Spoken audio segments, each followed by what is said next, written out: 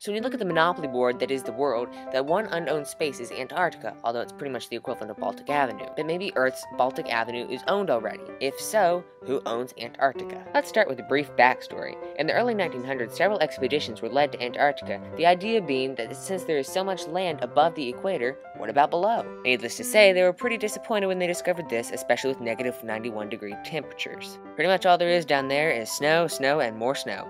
And penguins. So, what countries have decided to make this one of their many territories? Certainly the United States, right? Home of the 99-cent cheeseburger, iPhones, democracy, and happiness. But no, the United States did not have a cut of this icy paradise. But did we give it a shot? Oh yes, with their very own FDR. He wanted to make Antarctica America's, because reasons, but when his expedition arrived, they realized it was a waste of time to deal with owning a slab of ice. So what countries do waste their time with it? Well, there's Norway, New Zealand, Argentina, Australia, Britain, France, and Chile, who has an almost Texan flag. So let's look at what parts those guys own. Australia owns the Australian Antarctic Territory, New Zealand owns the Ross Dependency, the UK owns the British Antarctic Territory, Norway owns Queen Maud Land, France owns the Adélie Land, Chile owns Antarctica, not to be confused with Antarctica, and Argentina owns Argentine Antarctica. As I'm sure you noticed, several areas overlap. This is primarily due to absolutely nobody caring at all. But who owns this little sliver?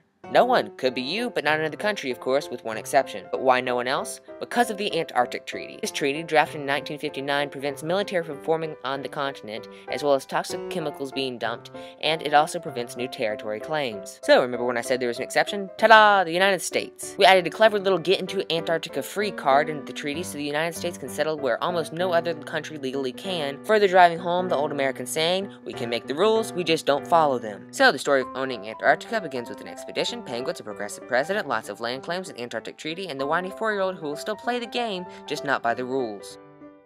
So did you like this episode? Don't forget to subscribe, and if you have a fascinating question you want to explain, comment it below. We'll do our best.